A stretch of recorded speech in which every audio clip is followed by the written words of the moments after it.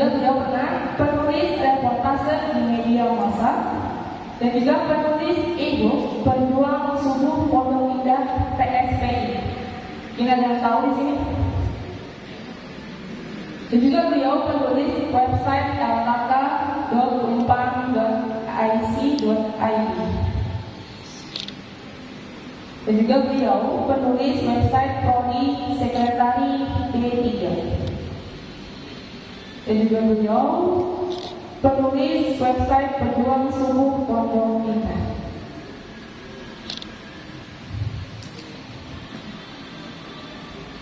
Dan juga penulis koran Deteksi Indo Pos Jakarta.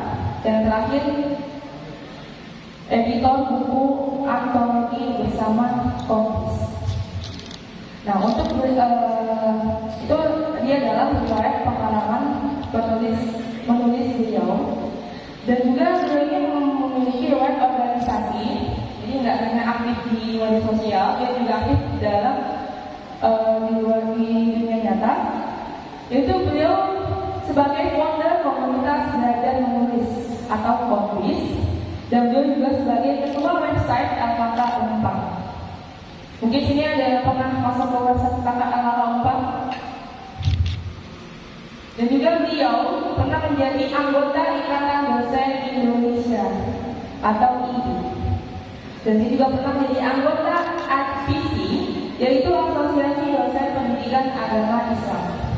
Dan juga beliau pernah menjadi pembina jurnalis Duta Zakat UPT Umpang dan Sastra Indonesia Umpang. Dan juga beliau pernah menjadi ketua bidang pendidikan remaja Al-Islah Pondok Pinang. Tadi adalah riwayat organisasi beliau, jadi beliau tidak hanya aktif di media sosial, dan juga aktif dalam dunia nyata. Dan juga beliau memiliki karya buku. Karya buku beliau yang pertama ada buku legenda Sang Dakwah tahun 2021. Mungkin kalian mau bacanya. Dan juga beliau juga pernah menulis perpustakaan. Oh, perpustakaan. Baru kalau kalian baca buku legenda Sang Dakwah, dan buat inspirasi kalian. Dan juga beliau pernah menulis itu gampang. Menulis itu gampang sih ya, tapi bikinnya susah. Pada tahun 2021, apakah sudah ada Bapak? Bukunya yang menulis itu gampang. Oh, misalkan juga. Boleh kalau misalkan kalian mau baca juga. Dan juga ada Keajaiban Ramadan pada tahun 2021. Dan juga buku Kepemimpinan pada tahun 2022. Dan terakhir karya buku beliau yaitu Kreativitas Menulis Kaum Rebahan yang diterbitkan pada tahun 2022. Nah, selain buku karya buku solo, dia juga memiliki karya buku antologi. Oh, tidak boleh. Nah, sebenarnya itu adalah ada riwayat editor. Dia juga sebagai editor, pertama editor buku antologi, yaitu menumbuhkan budaya literasi di masa pandemi yang diterbitkan pada tahun 2021. Dan juga buku-buku antologi tips menulis di masa pandemi yang diterbitkan pada tahun 2021. Dan juga editor buku Bunga Rampai artikel dosen sekretari pada tahun 2019. Dan juga editor transkrip majelis pengajian Ahad Pagi atau FPAP pada tahun 2018. Dan menjadi editor e-book kajian subuh dan Ahad Pagi Pejuang Subuh pada tahun 2019. Nah, kali itu beliau juga memiliki riwayat kegiatan. Singkat aja. Boleh.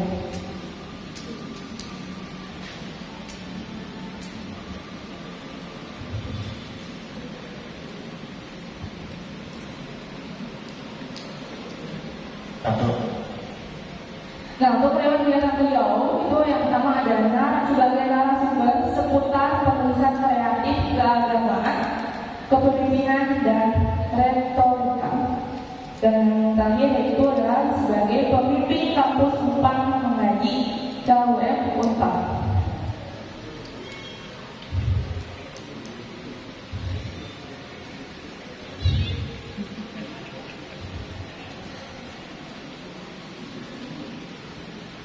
Nah, selain ini juga beliau pernah mengikuti pelatihan atau kegiatan. Yang pertama beliau pernah mengikuti sebagai webinar bersama Litbang Koran Kompas, dan juga beliau pernah mengikuti pelatihan menulis bersama penerbit Kamera Press. Nah, selain itu beliau juga memiliki riwayat menulis jurnal, dan dimana yang pertama adalah pelaksanaan kegiatan keagamaan di Universitas Pamulang di masa COVID-19 tahun 2021, dan perspektif Al-Quran dalam menjaga harmonisasi dan toleransi dari berita bohong atau hoax di media sosial tahun 2020. Baik, itulah biodata beliau. Mungkin kalian kalau misalkan mau lebih lanjut lagi bisa memfollow IG beliau tadi. Baik, untuk langsung saja materi yang akan dibawakan oleh Bapak Ustadz Denny Darmawan MPDI, yang akan membawakan sebuah materi yang berjudul Pemuda Kreatif dan Berakhlak Mulia dalam Menghadapi Tantangan Modernisasi. Kepadanya kami persilakan. Bismillahirrahmanirrahim. Assalamualaikum warahmatullahi wabarakatuh. Alhamdulillah wa nasta'in ala umuri wassalatu wassalamu ala wa ala yaumiddin amma ba'du. Yang kami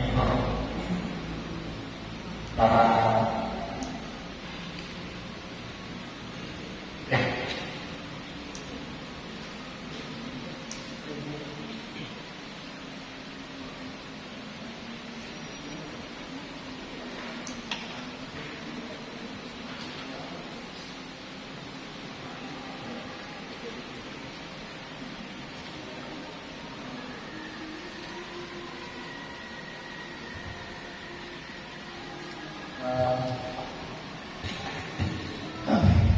yang kami hormati Ibu Ustazah atau Bunda Endah Al-Mawani, ya, Kiai Sofyan, Kiai Subhan, dan semua dosen yang sudah berpartisipasi, dan semua peserta ya, pengurus UPZ dan Inmadu Ikatan Mahasiswa Masjid Darul Ulum, kira-kira Ikatan Mahasiswa Unyu-Unyu. Puji syukur kepada Allah Subhanahu wa Ta'ala, karena alhamdulillah kita masih bisa bertatap muka, bermuwajahah. Alhamdulillah. Mudah-mudahan kumpulnya kita di sini senantiasa mendapat rahmat, ya, mendapat ampunan dan maghfirah dari Allah Subhanahu wa Ta'ala.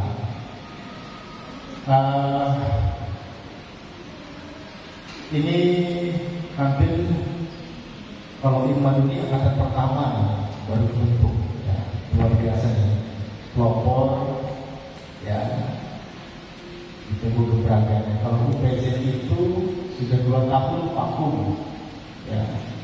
Ini dengan wajah baru, dengan muka baru, dengan semangat baru. Karena saya sudah 2 kali isi di UPZ, di Pusat, di vilanya Pak Haji Darsono, ya, dan baru diisi di masjid. Jadi ini juga sudah 2 tahun muncul lagi, namanya UPZ Tribor. Nah, hanya pakai aja Tribor, UPZ Tribor, ya. Alhamdulillah. Para rekan-rekan mahasiswa semua, saya cuma pengen berbagi doang nih, ya. Kalau kita di kelas itu kan sering banget bahas teori, ya kan? Bahas konsep. Kalau di sini nggak usah, jangan terlalu banyak konsep dan teori, ya. Saya lebih kepada ingin berbagi dan sharing sama teman-teman semua, ya. Nah, pada kesempatan hari ini, saya diamanatkan untuk misi tentang pemuda kreatif dan berakhlak mulia dalam tantangan modernisasi. Ini suatu kehormatan buat saya. Yang dia nggak sih? Ada. Ada ya? Ada. Oke, coba. Present oke. Gimana? Siapa namanya? Ini di gambar dulu. Coba. Ini belum dibentuk kerjanya. Tapi dari saya aja. Kalau bilang present oke, mantap. Oke, oke, mantap. Ini saja ya semangat. Coba sekali lagi dong, masih pagi juga. Bukan sih? Oke, mantap.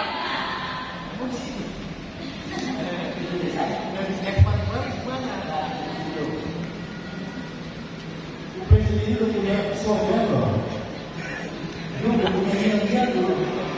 Setiap kelompok itu ada kelompok yel-yel. Ada kegiatan drama, ada kegiatan drama. Tidak kamu di sini, kayaknya kalau itu sudah ada soal itu, ada videonya. Nanti saya juga ngisi juga. Ya.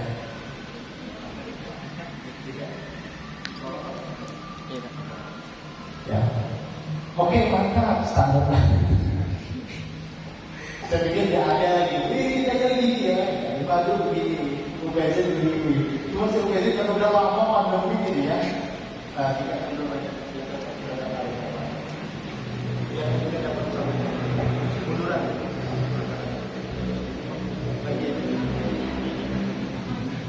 Namanya kan. Oke. Ya. Oke, banyak ini saya bisa ada sendiri. Kamu udah dibuat lah. Atau yang pernah ada sisa-sisa meninggal presiden lama itu sudah tuh. Ridho sama Seku dan kawan-kawan gitu ya. Saya lupa gitu. Tapi mereka sangat kreatif dan karena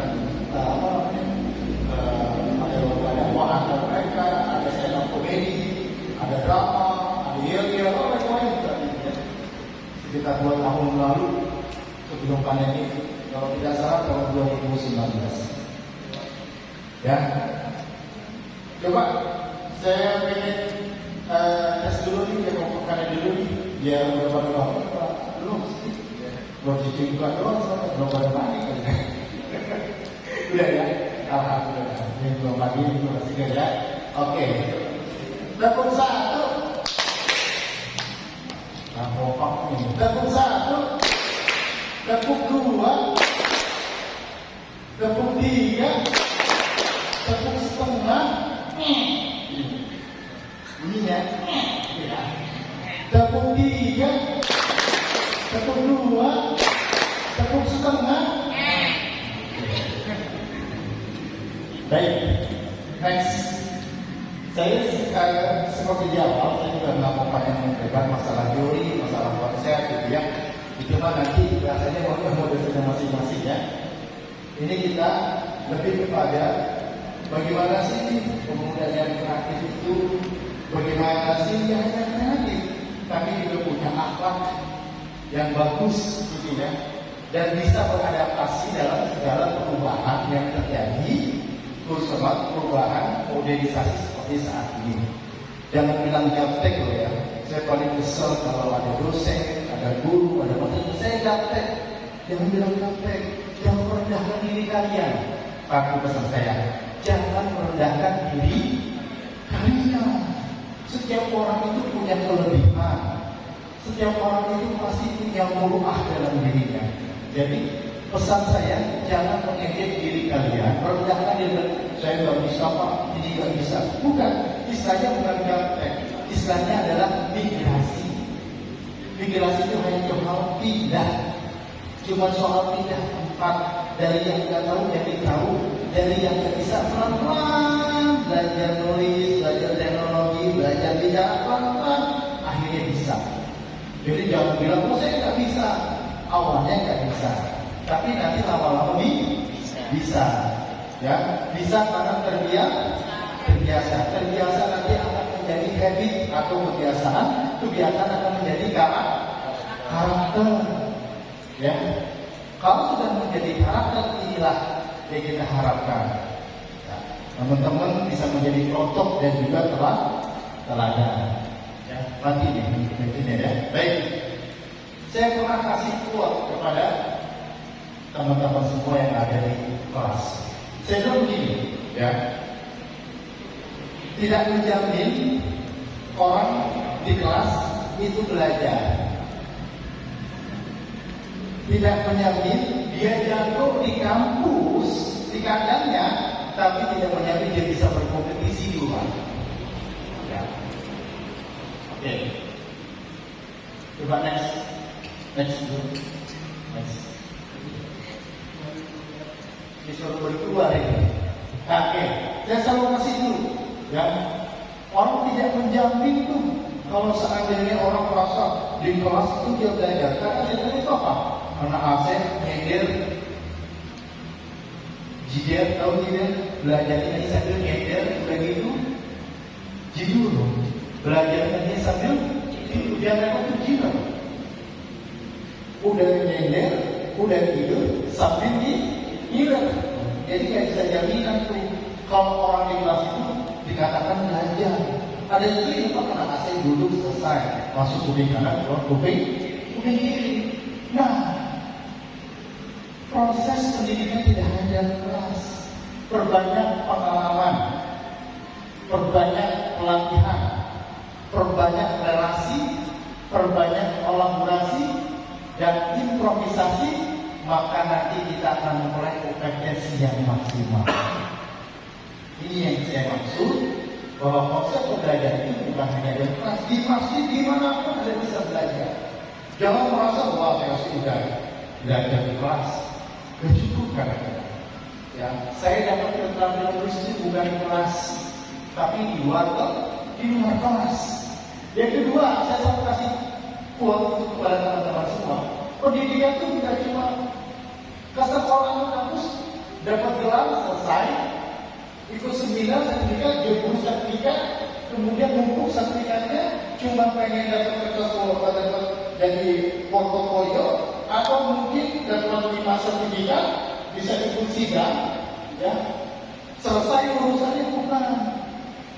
Pendidikan itu adalah soal kita mencintai ilmu pengetahuan, memperluas, menyerap dan mengaplikasikan ilmu pengetahuan dalam keseharian. Gak cukup Anda dapat gelar bisa belajar, gak cukup Anda itu dapat sertifikat kemudian gak mau lagi ikut seminar, ikut pelatihan. Ya. Inilah yang disebut namanya global education, yang sudah 14 abad lalu Nabi Muhammad SAW sudah menyatakan, ya, tuntutan membina di dalam hati. Sampai kita berojol lahir, sampai nanti kita di usia baru. Ini kebanyakan kita duduk di sini, ya, atau ikut seminar cuma dan sertifikat selesai. Ya. Belajar di kelas udah selesai, terus belajar lagi di luar. Ini tentu salah. Ya, tidak sepenuhnya benar belajar di kelas, tapi kita perlu juga belajar di luar kelas. Oke, sebelumnya, bagi di sana aja yuk, ya. sebelumnya. Oke. Nah, ini di beberapa web saya itu saya kasih tulis gitu ya, saya kasih kolaborasi dan berbagi. Kenapa harus kolaborasi dan berbagi? Nah, di era ini kita nggak bisa sendirian, nggak bisa sendiri. Halo, Mas Hidup. Jangan kali ya ini ya. Ngomong baik, bawa baik, ya. Harus semangat ini, ya. Tepuk semangat. Oh, ini fokus ke awal, kita fokus ke fokus ya. Nah, kolaborasi dan berbagi dalam membangun spirit peradaban. Jadi teman-teman di sini nggak bisa sendirian. Ada UPZ, ada Imadu. Kamu bisa apa, situ bisa apa, kolaborasi. Ini udah zaman sekarang, bro, coy, sis, ya, guys, besti, apalagi, ya. Ini udah kolaborasi, udah bisa sendirian kita belajar sama-sama. Termasuk di situ saya juga kolaborasi sama teman-teman semua. Yang beranggapan saya itu sudah bisa seperti ini, tetap saya kolaborasi. Biasanya ada mahasiswa yang meliput ngajak ini, tapi ketika saya itu ternyata mereka gagal semua. Biasanya hasil dari sini langsung dibuat di bukunya keras, ya kan? Jadi training, viral. Aku viral maka aku ada. Aku eksis maka dulu kan aku tulis maka aku ada. Sekarang aku viral maka aku ada. Aku eksis maka aku ada. Ini zaman sekarang gitu. Jadi teman-teman semua di sini kita berbagi, berkolaborasi, sama-sama spirit membangun peradaban, ya. Nah ini adalah beberapa buku saya yang sudah ini ada satu buku yang saya bawa. Ini sengaja saya bawa buku yang tipis. Kalau saya bawa buku yang orang 200 halaman, kalau baru tahu. Pak, kebanyakan Pak. 3 lembar aja baca puyeng kan? Ya udah saya bawa yang sedikit tidak bukunya ini. Nanti saya akan kasih satu aja kepada di sini nanti yang bertanya yang terbaik nanti saya akan pilih gitu ya. Ini bukunya tips menulis di masa pandemi, ditulis oleh mahasiswa, oleh guru, saya editornya. Ini bagus buat pemula ya. Kalau yang belum merasa menulis itu susah gitu ya, coba baca buku ini. Ini torehan pengalaman dari masing-masing penulis ya. Oke, next. Ini tolong ya teman-teman ya. Ada tuh organisasi di sini yang ada yang tidak pernah didapatkan di kelas. Di sini kita belajar tanggung jawab, di sini kita belajar berperan, di sini kita belajar karakter satu dengan yang lainnya. Ini nggak dapat di kelas, nggak dapat.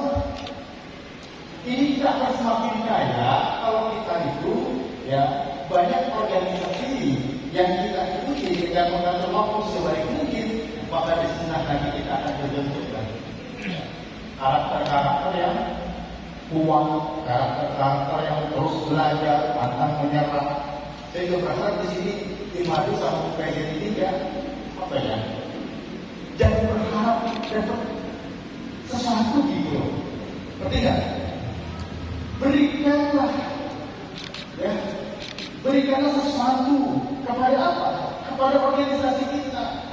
Seperti jangan berharap dapat dari negara, dapat BLT. Bagaimana kita berkontribusi memberikan kepada negara? Sekecil apapun hal yang sangat positif itu sangat berarti.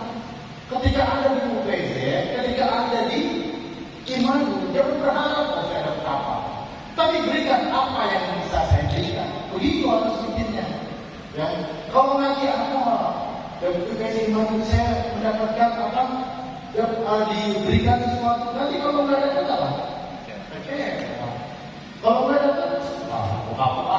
Masuk uang pemerintah. Begitu kan? Jangan berikanlah sesuatu walaupun itu kecil dan positif dengan pikiran. Kalau uang nggak ada jauh yang uang ya dengan tenaga. Bahkan dengan senyuman, ya, pakai senyuman. Masih dulu gitu kan? Coba lihat. Trauma, masih cerah, ini juga gitu. Ya, jodoh deh. Cerah, masih cerah, dan masih banyak potensi yang bisa digali. Makanya satu pesan kalian jangan meremehkan diri kalian. Udah disuruh ini udah merasa saya nggak bisa, aku ini jangan meremehkan. Kalau misalkan jiwa muda itu coba dulu, berani mencoba. Nanti kalau udah dicoba, ambil hikmahnya, ambil manfaatnya, ambil pelajarannya. Ini belum berperan, udah nanti dulu. Next, ya, oke. Kita ini akan memasuki era society 5.0. Dimulai ketika ada abad 18, revolusi industri ya di Eropa. Terus mengalami perkembangan zaman sampai revolusi industri 4.0 sampai nanti era sosial. Coba teman-teman, di balik era modernisasi ini, kira-kira kita siap nggak sih? Pertanyaan kita siap nggak sih? Guys, halo? Halo? Hai. Kira-kira kita siap nggak dengan perubahan ini? Harus siap. Hah? Siap. Ada orang yang nggak siap. Ada orang yang nggak siap. Ketika saya ketik itu ngeri banget itu, ya, ngeri banget itu ketika saya ketik di tantangan modernisasi ini. Hampir hilang bergesernya nilai-nilai yang ada, nilai-nilai Indonesia kita, nilai gotong royong, kepedulian sosial, apalagi solidaritas, apalagi musyawarah, udah hampir hilang. Ya, kemajuan teknologi, informasi dan komunikasi ternyata juga berdampak disrupsi. Salah satu contoh, ini saya mau kasih yang realitas aja ya, yang reality aja ya. Itu negara media sosial, mereka seperti sekolah yang satu dengan sekolah lain main ujar kebencian, main celoteh-celotehan di media sosial, langsung aja ketemuan tawuran. Ya, udah hampir ada ketika itu tawuran remaja negara media sosial, ngeri kita, ngeri.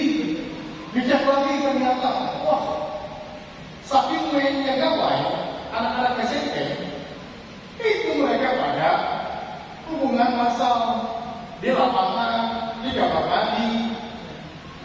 Anak-anak SMP ternyata bisa mengakses pornografi. Bayangin, belum di online, kalau sudah edit, kecanduan, apa yang terjadi? Merau-rau, bahkan menyakiti diri sendiri, luar biasa. Kemudian ada lagi bullying, dibully orang bisa-bisa, sampai apa? Sampai bunuh diri. Ini tantangan modernisasi. Kita siap nggak? Teknologi yang semakin canggih, teknologi yang semakin pesat. Kalau kita nggak siap, udah, ya. Bisa tergerus nilai-nilai karakter kita, nilai budaya, nilai agama akan tergerus. Nah, kalau ini menjadi tantangan modernisasi, kita kudu siap. Di Finlandia, yang katanya sistem terbaik itu ketika di kelas nggak perlu lagi bilang, handphone di kelas, ditaruh di off-kan, nggak perlu. Di Finlandia itu kesadaran literasi digital sudah sangat tinggi. Jadi ketika ada dosen di kelas atau guru, mereka itu ya udah tetap senyap, nggak ada. Tapi ketika ada sebuah kasus, buka handphone kalian itu jangan dibuka. Kalau kita buka lagi juga media sosial, Instagram, Facebook, WhatsApp, selesai. Padahal dosennya, ayo baca dulu, baru baca screen, baca materi sudah berhasil. Dia baca, kemudian dia buka yang lain, kebablasan akhirnya. Di TV aja yang itu sudah memberikan literasi digital. Ada 4 pilar, ada yang tahu nggak? Guys, bestie, bro, sis, ada yang tahu nggak? 4 pilar literasi digital yang harus dikuasai dalam kata-kata modernisasi. Salah nomor 20, percaya diri nomor 1. Ini biasa. Ya, ada yang tahu? Ini orang pilihan loh yang budaya ya. Ini orang pilihan loh. Dulu saya itu seleksi juga, tapi saya tidak dilibatkan lagi. Tapi insya Allah, kalau beredar seperti kuda, cekakan, bentuk, tidak salah pilih beredar itu mencari anak UPZ dan Imani. Ya, saya yakin tidak salah pilih. Pasti punya ini hal-hal yang pilihan. Bahkan tidak hanya berita UPZ, ada berita Imani, nanti ada berita yang menjadi tidak salah pilih. Ya. Insya Allah tidak salah pilih. Ya. Terang. Masa depannya juga bagus. Kira-kira apa literasi digital itu? Ada yang tahu nggak? Ada yang tahu? Ada yang tahu? Halo? Satu aja, satu aja. Gak usah empat, satu aja. Pancasila, satu ketuhanan yang maha manusia. Ya itu sila. Ada. Ya. Literasi, 4 pilar literasi digital dalam menghadapi era modernisasi. Ya. Ini harus ada ini kemampuan literasi digital. Kalau enggak, apa yang terjadi?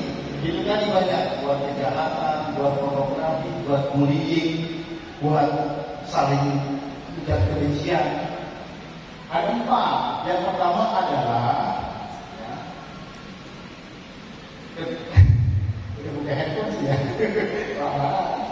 Ya, ada namanya keterampilan digital. Keterampilan digital. Ada budaya digital, culture digital. Ada namanya etik digital atau etika digital. Ada namanya safety digital, keamanan digital. 4 pilar ini selalu digunakan di Kemendikbud. Supaya apa? Supaya kalian siap mengakurisasi. Jadi akhlaknya itu tetap akhlaknya dijaga. Ya, betul ya. Terus ada 4 keterampilan abad 21. Saya tanya lagi. Ada 4 keterampilan abad 21. Kira-kira apa? Jangan main handphone dulu, jangan. Pikir dulu. Kalau main handphone gaji. Apa keterampilan 4 digital? Apa? Analisa. Ada lagi siapa namanya? Ansori. Ada lagi selain Ansori? 20 sama nomor 20. Yang penting percaya nomor 1. Ya, ada yang bagi saya 4 keterampilan digital, 4 keterampilan abad 21. Ini harus dimiliki oleh semua warga Indonesia yang sudah masuk abad 21. Saya masuk? Ya, boleh. Keterampilan digital kita harus ini desain grafis. Oke, nomor 1 disebutnya ya apa? Kreativitas. Oke, ada lagi? Saran apa? Apa? Inovasi. 3 lagi. Digital marketing. Ada lagi? Siapa? Ketelitian. Ada turun tangan. Aku jadi contoh. Nih, siapa namanya? Nurul. Komunikasi, bagus. Ya, ada 4 keterampilan digital di abad 21 ini. Yang pertama adalah pendidikan tinggi, cara berpikir tadi ya, menganalisa, komprehensi, gitu ya, dan hoax. Yang kedua adalah apa? Communication, kemampuan komunikasi. Kemudian yang ketiga apa?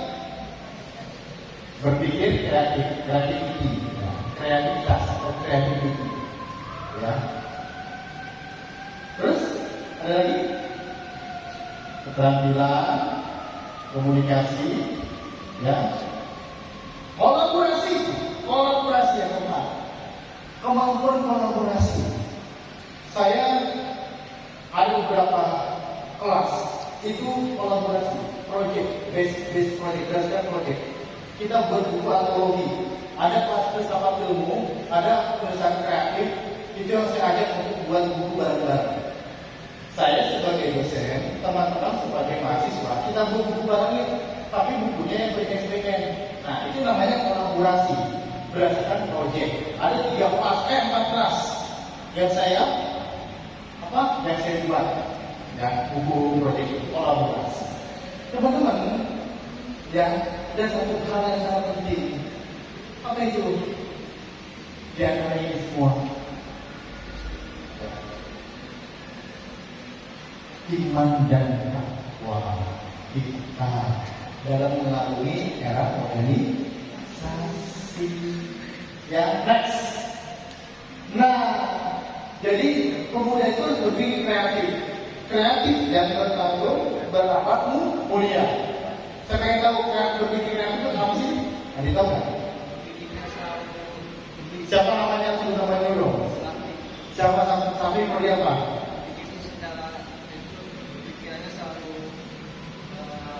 Idenya lebih kreatif. Ada lagi? Siapa namanya? Yutli apa? Berpikir dengan logika itu bersahabat banget loh. Bersahabat itu berpikir dengan logika, sistematik, komprehensif. Ya. Berpikir yang unik, ide-ide baru. Tidak. Berpikir kreatif itu berpikir menciptakan sesuatu yang baru. Menciptakan sesuatu yang baru ya. Ada lagi? Ya, Sibang Malasi. Apa? Berbeda. Ya, oke. Bukan dulu sebenarnya. Bagus. Ya. Coba next. Ya. Oke. Saya ambil dari buku saya aja ya. Perbankan dan berpikir kreatif. Kita tuh diberikan dua otak kiri dan otak. Nah, otak kiri itu adalah mampu susilo dan angka-angka. Ya. Lebih kepada saintis, ilmuwan, ya, matematikawan. Ada otak kanan yang secara visual itu lebih kuat. Ini kalau digabungin jadi satu antara otak kiri dan otak kanan, maka dia akan menemukan ide baru, sesuatu yang berbeda, sesuatu yang baru, yang unik, ya, sesuai dengan logika dan sebagainya. Maka itulah berpikir kreatif. Salah satunya contoh, saya akan kasih lebih lagi. Next, ya, saya punya mahasiswa tahun 2016, namanya Bella. Walaupun sudah pegang handphone, tapi ternyata dia suka buka webcam, dia suka menulis, dia suka baca novel di sini. Ternyata dia kerajinan, apa tuh? Ketagihan baca novel. Akhirnya dia iseng-iseng nulis novel di smartphone di smartphone-nya. 4 buku novel dia tulis, tanggung. 2-nya itu diterbitkan di Gramedia. Kalau ada 2,5 juta yang sudah baca terlibat, maka dipilih oleh Gramedia, namanya Bella. Sekarang sudah lulus angkatan 2016. Sekarang sudah pakai jilbab, pernah pagi dia berbicara di Gramedia. Itu saya dukung sekali. Ini orang yang apa? Kemampuan menerima informasi, bacaan, sehingga smartphone-nya digunakan untuk nulis. Jadi sesuatu itu dah habiskan. Kenapa nulisnya cepat-cepat? Nulisnya di handphone, display website-nya, display apa ada ID. Nulisnya cepat-cepat, singkat-singkat. Kenapa nulisnya di handphone? Ya? Itu banyak juga yang baca. Next, siapa yang kita nafikin nanti? Tujuh lagu nasional. Ya, kalau lagi kita sama ketua. Kemampuan bahasa Indonesia atau tidak ditanya trainer ini nggak lagi. Tapi kalau percakapan actionnya mirip boleh. Dia belajar dari mana? Dari YouTube, dari film. Ini adalah orang-orang yang berpikir kreatif sehingga bisa meningkatkan skillnya. Ya, makanya emak-emak buat video, itu bantu suaminya. Kalau viewersnya banyak, banyak subscribe, dapat keuntungan, dapat cuan. Ya, waktu saya itu mendengar barang ini, saya ditanya medosnya apa? Oh, ternyata medos itu penting ya buat seorang peneliti juga ya. Oh, dia telusuri akses digital saya. Ini bikin nanti orang yang sama kayak kita dari ngomong bahasa Inggris, objektif bisa beli mobil buat bapaknya, buat dia pergi ke Turki, pergi ke Qatar, kemana-mana, jadi endorse, kalau jadi pembicara ke kampus-kampus. Gimana? Masa kakek nggak bisa? Cuma hanya dia berpikir kreatif aja. Oh, saya dari sini bisa belajar bahasa Inggris. Ya, dari umur 18 tahun belajar atau tidak? Masa kalian bisa? Next. Ada juga beberapa contoh guru-guru yang sudah tulis di website, di blog, ya. Nah, saya pun begitu. Ini apa ya? taat sedikit mah gitu ya. Berarti udah dia sombong, taat sedikit. Selama pandemi saya sudah menulis 4 populer dan reportase, 4 buku solo ini sudah banyak, 6 buku antologi, 4 buku menjadi editor, menulis jurnal berpenelitian, mendapat penelitian Bagasi Beragama tahun 2021 ketika pandemi. Ya. Artinya apa? Artinya sambil bertahan bisa loh kita berpikir kreatif, menjadi pemuda kreatif. Kali yang masih umurnya masih fresh, next, dan cepat. Nah, inilah selain berpikir kreatif sesuai dengan tujuan kita harus apa? Berharap mulia, dicontoh dengan tujuan kita di organisasi. Kita mampu melakukan teknologi, tetapi kita itu dijuluki netizen yang tidak sopan peringkat 5 besar oleh Microsoft. Indonesia itu menjadi netizen tidak sopan. Dan coba itu. Karena kan itu Indonesia itu kenapa? Ramah, senyum, sekarang kok jadi kasar begini? Ya, itu kalau sudah membuli netizen, orang itu bisa minta dijalannya ya. Ya, ini contohnya nih. Ya. Itu netizen salah satu mesti bilang, yakin katanya. Netizen itu ya mulutnya pedas, lebih pedas daripada sambal tetangga. Kita pasti netizen lebih sopan, lebih sedikit gitu loh, berakhlak mulia gitu kan. Ya, nah ini tujuan pendidikan kita. Dan kita merujuk terakhir, kita merujuk kepada apa? Akhlak mulia daripada Rasulullah. Usia 30 tahun, dia itu sudah digaring alami. Apa itu alami? Dapat dipercaya. Kamu ibarat dapat percaya nggak? Pengurusnya. Besok dapat dipercaya nggak? Beda. Ini bisa dipercaya nggak? Nabi Muhammad 30 tahun sudah dapat gelar alami. Kalau kamu diberikan amanah, dapat kepercayaan, maka insya Allah, ya, kamu pasti akan diberikan kepercayaan. Nabi Muhammad usia ketika berdagang sampai usia itu dapat gelar alami. Percaya. Terus lagi ada Fatomah, ada Sidik, Tabah, Tablik, Amanah dan Atonah, Tablik. ya. Apa itu? Oh, ini dia nih. Kalau kita merujuk kepada ahli Nabi, apa Nabi itu tentang Nabi itu disuruh jual barang dagangannya. Ada ajudannya Maisarah, ajudannya daripada Khadijah. Bagaimana dari uang sebanyak itu, dari dagangan sebanyak itu, Nabi Muhammad itu bisa memberikan kepercayaan kepada saudagar yang sangat kaya raya, yang sangat cantik pada saat itu Siti Khadijah. Sehingga terpesan. Kenapa? Tanpa saudara kan? Kali gimana? Jadi present bawa uang, tapi bisa mendapat kepercayaan itu. Itu bagaimana di Muhammad? Dapat gelar selain 4 orang ada 4 yang sidik benar, nggak hoax. Apalagi amanah, dapat dipercaya, diberikan amanah. Kemudian apa lagi? Fatomah, cerdas dulu, ya. Kemudian baru tapi menyampaikan secara proporsional, ya. Mana itu terakhir kita jadikan Nabi Muhammad sebagai, ya, teladan untuk membentuk akhlakul karimah, akhlak mulia. Next. Nah, yuk, gak usah banyak-banyak deh, saya kasih materi. Kita diskusi bareng berapa menit. Kita jadi pemuda kreatif yuk, ya. Sumber limpahan data, buku, informasi sudah banyak. Kita saling dengan otak kanan dan kiri kita cukupkan ide-ide baru yang tadi katakan teman-teman. Yuk kita cari dan tetap berakhlak mulia, ya. Sebagaimana Nabi Muhammad mengajarkan kita supaya apa? Lakukan anakum dia Rasulullah uswatun Hasanah.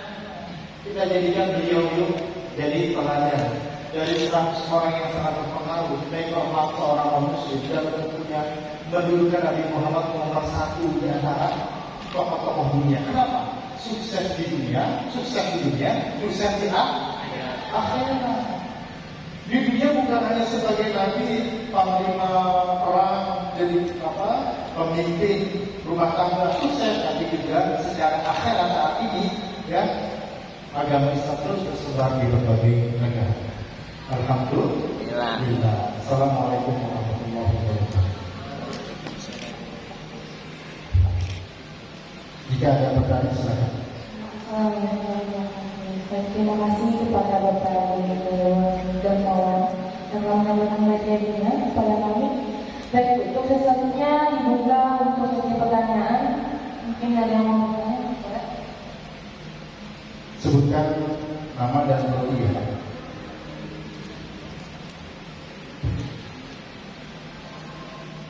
Ini ketua hikmah kita. Kasih dulu. Ya, terima kasih atas waktu dan kesempatannya. Sekarang nama saya Fahmi, saya dari Santri Indonesia. Izin bertanya kepada Pak dan dari dijelaskan bahwa kita harus menjadi pemuda yang kreatif dengan berpikir kreatif. Lalu apa saja faktor penghambat berpikir kreatif dan bagaimana mengalihkan faktor yang menghambat tersebut? Terima kasih. Bagus. Sekalian, lain pakai kualitas Indo. Silakan. Ambil kesempatan itu ya. Menjalan-jalan saya ketemu. Namanya siapa dulu, Neng? Siapa? Oke, Yuri, silakan. Bagaimana membangun pendidikan berkarakter, apakah itu ada dari mahasiswa saja atau ada dosen? Menjadi pendidikan saya juga kemarin. Bagus. Ada lagi yang lakukan? Terus. Assalamualaikum warahmatullahi wabarakatuh. Perkenalkan, nama saya Ayana Hasana dari Prodi Ilmu Hukum 1. Mohon bertanya kepada Ustaz dari sini. Tadi Ustaz menjelaskan bahwasanya kita jangan meremehkan dan merendahkan diri sendiri. Nah, artinya kita harus menghargai diri kita.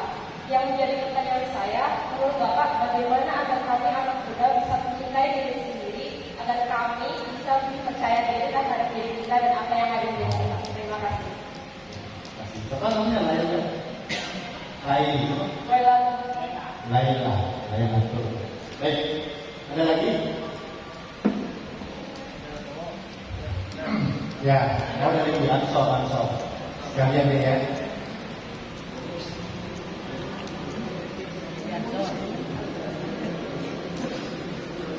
Ansor. Assalamualaikum warahmatullahi wabarakatuh. Perkenalkan, nama saya Ansor Yakwa, saya dari Prodi Manajemen, saya menyimpulkan. Saya mau minta izin pendapatnya buat Pak Ustadz. Rencananya insya Allah saya ada rencana ingin menciptakan sebuah karya sejenis puisi. Nah, bagaimana menurut Pak Ustadz, bagaimana caranya saya untuk bisa menciptakan puisi itu menjadi sebuah yang indah dan secara Islami tersebut? Menjadi apa semua? Tidak hanya puisi yang satunya, tapi masih berlandaskan agama Islam. Oke. Ya, baik. Bagus pertanyaan. Tepuk tangan dulu. Ya, baik. Pertanyaan yang tadi ya dari Fahmi, menghambat atau kendala ya ada dua faktor. Pertama dari faktor eksternal. Kadang-kadang kita dalam diri kita terkadang itu ada rasa tidak percaya diri. Jadi kita ingin sesuatu yang berbeda, masukkan.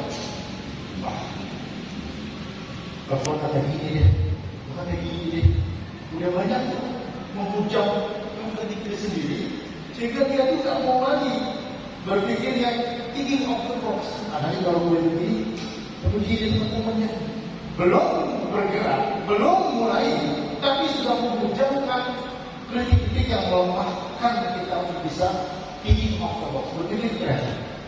Ini dalam diri sendiri. Ada mindset namanya. Dan dalam psikologi ada namanya fixed mindset. Mindsetnya itu nggak mau berkembang. Kebanyakan dinding negatif kan. mau merubuhin, karena semakin kuat dia merendahkan dirinya, semakin kuat dia meluluh lantakkan potensinya, sehingga dia semakin tidak mampu berpikir.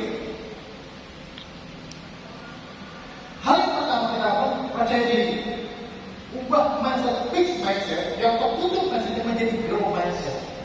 Apa itu grow mindset? Mindset yang tumbuh. Oh, saya pasti bisa. Saya coba dulu. Gimana nanti? Insya Allah, saya nggak peduli dulu. Yang penting saya melakukan dulu something dulu. Nanti bisa dievaluasi ke depannya. Jangan tiba-tiba kita sudah tidak mampu berpikir, kita lawan diri kita sendiri. Lawan. Nanti mau isu-isu yang negatif, opini negatif itu belakangan. Yang penting nanti kamu bisa itu. Buktikan dulu, saya bisa. Nanti evaluasi itu gimana. Dan perluan sudah satu. Faktor ketiga, faktor yang secara eksternal di lingkungan yang pemalas orangnya, nggak produktif, nggak pemalas, udah gitu cuma pokoknya begitu aja, nggak ada perubahan itu. Saya punya teman ketika saya kuliah, organisasi kebablasan, orang pada lulus dia masih ketukannya di situ aja.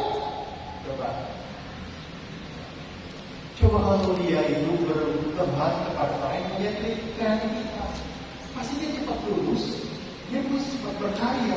Kalau kita teman, lingkungannya tidak mendukung, orang culas semua. Ini kalau udah culas, yang culas semua, kita akan ke bawah. Teman sama tukang minyak wangi, kita jadi wangi. Ya. Teman sama yang begitu juga, ke bawah juga. Jadi kita ada dua faktor. Jadi kita harus memperkenalkan diri, yakinkan diri kamu punya mindset yang grow dan tumbuh terus. Nanti muncul percaya diri, kamu akan bisa berpikir. Dan kalau bisa lingkungan ini kamu yang menjadi pengubah. Jangan kamu nggak bisa mengubah, ya kamu akan tetap kumpul di situ aja. Jadi kamu nggak ada perubahan sama sekali. Saya waktu terus. Ya, dia tahu. Terus yang ke siapa tadi? Laila, betul ya Laila? Siapa namanya? Yuli ya. Tapi pendidikan karakter baik. Pendidikan karakter sesuai dengan tujuan. Beriman, beramal mulia, mandiri, bertanggung jawab, kreatif, demokrasi, berbudaya. Itu yang digaungkan dalam setiap kurikulum, setiap pembelajaran, setiap kegiatan harus ada pendidikan karakter yang berasal dari agama, budaya, Pancasila. Ya. Dan itu digaungkan. Makanya saya melakukan pendidikan karakter. Yang nilai-nilai itu terus saya ambil terus. Bahkan saya sedang membuat buku pendidikan karakter di era digital dengan dosennya satunya. Bagaimana pendidikan karakter di era digital tapi tetap nilai agama bisa ada dalam dirinya, budaya Indonesia, Pancasila ada dalam dirinya, sehingga ketika menghadapi era digital dia tetap santri. Nggak melawan yang namanya ujaran kebencian, hoax, pornografi, ya segala macam dia bisa tepi semua. Tadi tapi dengan karakter tidak instan, butuh proses, butuh kebiasaan. Bisa karena kalau sudah biasa jadi keterampilan, kalau sudah keterampilan menjadi karakter. Dan itu butuh semua kerjasama antara sekolah, lembaga kampus, mahasiswa atau siswa, guru dan masyarakat. Kerja sendiri, ya, tapi itu butuh proses. Siapa namanya? Laila. Pertanyaan tadi apa? Lupa saya. Oh, tangan tadi ya, satu. Jangan remehkan kalian, diri kalian. Kalau sudah meremehkan, nanti tertutup potensinya. Saya merasa tidak bisa, saya merasa tidak bisa seperti dia. Ini bahaya ini. Seorang trainer dari Singapura, excuse me sir, you have some message from Indonesian children? Yes. What he said to teenager or children in Indonesia. Apa satu? Jawabannya, jangan meremehkan diri kalian. Kalau kalian sudah meremehkan diri kalian, ketutup potensi. Kalau sudah ketutup potensinya, sulit untuk bisa. Ibarat batu harus diasah, harus digosok. Supaya apa? Menggerak. Supaya menjadi sebuah berlian dan berlian, maka butuh proses. Mau ditaruh bawah, mau taruh di depan kotor, itu kan menjadi sebuah benda. Pertama, kalian jangan meremehkan diri kalian. Bahwa kalian punya potensi perubahan manfaat bahaya. Allah itu tidak menjadikan sesuatu yang sia-sia, termasuk manusia. Kalau ciptakan dengan serius, ya, dari miliaran sel sperma yang masuk beribu, cuma satu yang masuk itu adalah kalian. Artinya Allah menciptakan kalian tidak sia-sia dengan segala potensi yang Allah berikan kepada kita. Caranya bagaimana? Tadi saya katakan, tumbuhkan geometri, jangan meremehkan diri kalian. Ya. Yakinkan bahwa kalian punya potensi, cuma untuk menjadi sebuah potensi dari keterampilan hanya butuh kebiasaan. Nulis anaknya sulit, enggak apa. Yang sulit itu apa? Pertama sudah berani mencoba. Gimana Anda bisa nulis kalau Anda itu sudah takut dan tidak berani meneliti? Ini yang pertama. Ya. Dan saya selalu bilang sama teman-teman, menulis itu penting. Nulis apa aja dulu. Tapi nanti kalau sudah menulislah yang penting. Menulis itu penting. Tulisannya apa itu terserah. Terus jari mati mana syiah, bagian syiah, di bagian syiah. Saya berharap nanti dia bisa meliput kegiatan keagamaan. Sebagaimana saya belum pernah menjadi duta zakat, menjadi jurnalis duta zakat. Setiap kegiatan keagamaan, kajian ditulis semua. Ya. Kenapa harus begitu? Harus berani. Harus berani. Ya. Jangan bilang susah dulu, jangan bilang gak mampu sebelum berperang, jangan bilang mati dulu. Kalau sudah melakukan baru dia balas. Percaya diri itu sangat penting. Ya. Sangat penting. Gimana Pak mencari mulai dari organisasi? Coba. Jadi memegang kemana? Bisa nggak? Pak, saya takut Pak bicara di depan umum.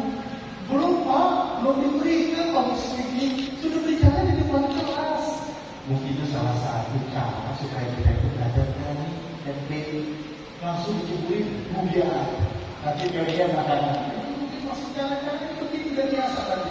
Jalan-jalan, kalau masuk ke besar, udah ngomong aja dulu. Nanti saya kondisinya salah belakang nanti semua pembicara hebat manapun pasti punya rasa gugup. Tetapi ketika dia sudah sering bisa dianalisi, bisa dikendalikan rasa gugup. Ketimbang orang yang belum pernah bersyukur kalian sudah ada di depan kelas, tapi suatu nanti di atas podium, di seminar, di pelatihan, di proses. Apa tadi terakhir? Ansor. Puisi. Oke. Ini ngomongin masalah puisi ya. Puisi. Coba nih. Oh ya, puisi. Puisi ya. Puisi. Ini puisi itu ada ekspresi jiwa, luapan emosional. Apa ungkapan batinnya seseorang ingin mengungkapkan sebuah kata-kata, kata-kata yang kritis, kata-kata yang yang keluar dari hati, ya, itu butuh penghayatan. Bagaimana Pak saya menulis puisi yang teknik ini? Baca dulu karya-karya Pak penyair. Ada Bu Amalia itu suka syair religi. Coba ngobrol. Bu, kata itu kata-kata ini sekali saya miliki. Gimana caranya buat puisi tapi puisinya religi? Belajar. Ya. Dari Khalil Gibran, jalan Ibn Rumi, atau Ilah Afrika, belajar. Bisa kok puisi itu dalam rangka apa? Seperti yang itu, apa? Yang puisi yang ini tuh, yang Marjuki itu namanya. Istiqamah Marjuki ya. Enggak, itu eksklamasi itu loh. Yang butiran yang disebut namanya butiran debu apa gitu ya. Saya lupa. Itu sakitnya kita harus baca karena saya ini. Ya. Yang kayak ini adalah salah satu ditakum yang saya bentuk dari berbagai kesana. Ya, siapa namanya? Maulana. Ya, gitu. Ada juga ditakum ya. Ketika kayak itu. Ini ada Maulana. Ya, ini memang saya suruh datang dia untuk sama-sama belajar di sini untuk bagus. Jadi gitu ya, asal ya, latih kepekanan yang dikaitkan dengan apa? Dengan tadabbur, tafakur, nanti akan muncul. Ya, kata-kata ini saya berlandaskan dengan apa? Kata-kata ilahiyah. Baik, ada lagi? Pertanyaan bagus-bagus ya. Siapa namanya? Prodi? Manajemen?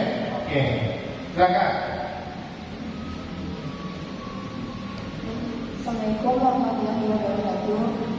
Saya ingin bertanya kepada Bapak. Namanya saudari? Anissa Wardania. Panggil Anissa. Ya. Tadi Bapak menjelaskan tentang tantangan modernisasi. Betul. Nah, yang saya tanyakan di sini adalah bagaimana sih cara kita untuk menghadapi tantangan-tantangan dari modernisasi agar kita tidak terjerumus ke dalam perilaku-perilaku yang dapat merugikan diri kita dan orang lain. Terima kasih. Oke, bagus. Ada lagi? Pak. Ya. Siapa namanya? Anissa, tolong yang dulu ingetin ya pertanyaannya ya, jangan lupa ya. Pertanyaannya yaitu bagaimana caranya kita menjadi pemuda yang kreatif dan berhak media di media sosial. Siapa namanya? Ahmad Iqbal. Prodi? Hukum. Panggilan? Tinggi loh. Dan tinggi. Ya, terus. Silakan tidak. Pak, Assalamualaikum warahmatullahi wabarakatuh. Salam. Saya Huri dari Prodi Teknik Informatika. Saya ingin bertanya nih Pak. Dari tadi kan kita ngomongin modernisasi, ngomongin digital, ngomongin kreatif dan sebagainya. Ini bagaimana sih Pak? Kan pengaplikasiannya Pak, kayak pemanfaatan digitalnya kayak kita menggunakan apa aja sih Pak kira-kira untuk kita mengembangkan diri kita untuk lebih kreatif dan lebih inovatif. Oke. Di depan aplikasi yang digital. Aplikasi digital. Oke. Tepuk tangan dulu dong. Karena Bu Enda nggak salah pilih ini ternyata pertanyaannya luar biasa bertubi-tubi ya. Bagus sekali. Oke. Pertanyaan dari ini ada tiga saling berkaitan. Tantangan modernisasi, ancaman atau peluang. Kalau ancaman tadi yang tidak mampu, ya, yang tidak siap, sehingga modernisasi itu menggeruskan atau menggerakkan nilai-nilai ya, Indonesiaan seperti nilai religius, budaya, agama, Pancasila, ya, sehingga nanti menjadi tawuran, pornografi. Ini adalah orang yang tantangan yang tidak siap dalam menerima perubahan. Nah, menjadi peluangnya, ketika kondisi menjadi peluang, maka tadi saya bilang ada bela tadi itu bagaimana smartphone dia bisa menulis novel, bikin lagi belajar bahasa itu digital, guru-guru pada di blog jadi buku itu saya itu belajar. Ini peluang, bisa. Orang kalau nggak melihat peluang, akhirnya jadi ancaman. Ketika jadi apa? Makanya nanti dia ikut budaya-budaya yang tidak sesuai. Masa ISIS bisa sih mengkader di media sosial sehingga ada yang nekat datang ke Mabes Polri gitu, katanya dari alumni sebuah universitas swasta di Depok, kemudian tiba-tiba langsung coba, kok bisa? Ini artinya kita harus menjadikan setiap kemajuan modernisasi itu menjadi sebuah peluang. Tingkatkan skill Anda, tingkatkan komunikasi Anda, tingkatkan kolaborasi Anda, kreativitas Anda. Nah, bagaimana kaitannya dengan digital? Dalam mengaplikasikan digital, begini. Yang pertama, jangan bilang saya gaptek, saya nggak bisa belum dicoba tapi udah kabur duluan, udah nggak mampu duluan. Caranya bagaimana? Pertama, trial dan error. Kalau ada aplikasi, ada software, coba aja oprek dulu. Nggak ngerti, panggil teman. Itu video yang di YouTube itu, saya nggak bisa. Saya panggil mahasiswa rumah saya. Kamu bisa apa? Ada Premiere. Kamu bisa apa? Desain. Rumah saya ini, nanti saya traktir makan. Saya ke rumah, dia ngoprek, saya kantor. Ada Premiere, bisa saya kuasai. Atau TS, bisa saya kuasai. Saya mampu mengaplikasikan itu dalam kegiatan pembelajaran dan sebagainya. Artinya apa? Artinya kita perlu mencoba. Trial dan error itu biasa. Gimana belum coba udah susah dulu, udah kelamaan. Coba dulu, kalau nggak ngerti baru bangun teman tanya-tanya lu bisa ini nggak? Berarti mulanya kita ada makanya begitu ngobrol. Oh iya. Makanya dicatat. Terus bagaimana akhlak di media sosial? Ya, pemuda kreatif yang punya berakhlak, yang media sosial ada undang-undang ITE untuk mengatur netizen. Salah satunya apa? Bullying, hoax, apalagi penipuan, kejahatan, apalagi dan sebagainya. Ini hati-hati. Berkomentar pun harus hati-hati. Ya, kenapa ada undang-undang ITE sekarang? Jadi bagaimana Pak berakhlak ini tadi sudah saya jelaskan. Ada pendidikan karakter yang diambil dari pendidikan nasional. Ada nilai-nilai religi yang bisa kita aplikasikan. Ingat ini, kira-kira ada berita hoax, tiba-tiba kita langsung komen aja, atau kita share aja. Ingat, dalam agama ada surat Al-Hujurat yang 13. Seperti aja, ya. Apabila datang fasik bin Nabi, orang fasik datang bawa berita, kata bayan, maka ceklah, maka telitilah, maka coba cek dulu sih apa informasinya. Jangan langsung tiba-tiba kamu berkuar, kemudian kamu sebar lagi, kamu kasih komentar yang negatif. Nah ini hati-hati, ya. Ini hati-hati. Makanya budayakan ikro, apa itu ikro? Membaca dan menulis. Surat Al-Talaq 1-5 itu kan literasi dasar baca dan tulis. Kalau Anda tidak mempunyai literasi yang baik, ingat Anda ini bisa share, tanpa melihat bagaimana konten sumber dan sebagainya. Gitu ya.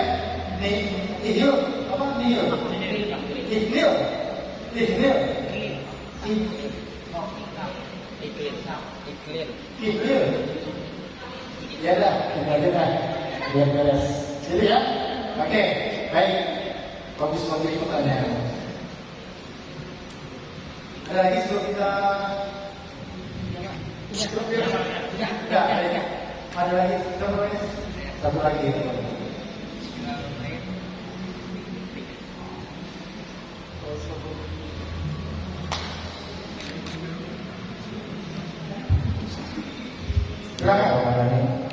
Assalamualaikum warahmatullahi wabarakatuh. Perkenalkan, nama saya Abdul Rizky Setiawan dari Prodi MPI. Siapa? Reguler A. Pertanyaannya Pak Ustaz, bagaimana cara membudaya kreatif dan akhlak mulia? Oh ini kalau pertanyaan tadi ya, sama kayak apa? Ihlil.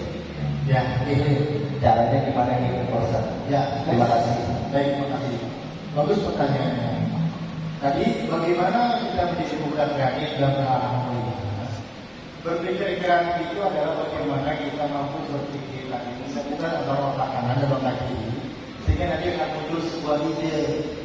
Ya, otak kiri itu bagaimana menyusun angka, simbol-simbol dan ini secara otak kanan secara visualisasi, sehingga nanti akan muncul sebuah ide-ide yang baru, ide-ide yang berbeda, ide-ide yang unik, yang kemudian baru kita aplikasikan terhadap sebuah karya, produk dan sebagainya.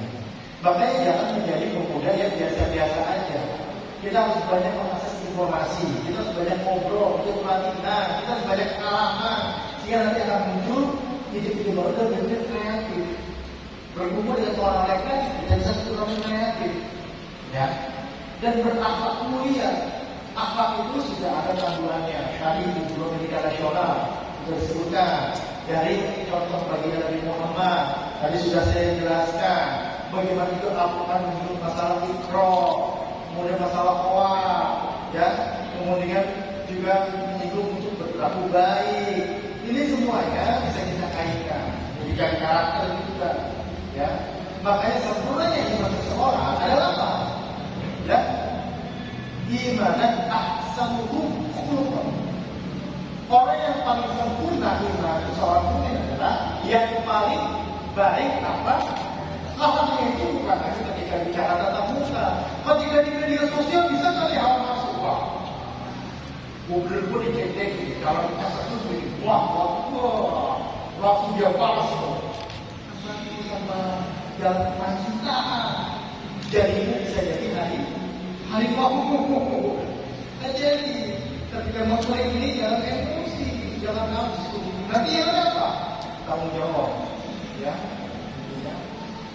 Ya, siapa namanya? Sapri. Sapri. Ya, Sapri. Ya. Sapri. Baik, demikian. Ini pertanyaannya bagus banget gitu ya. Bagus. Saya sampai bingung gitu. Tapi ini saya akan kasih kepada Anissa dari manajemen.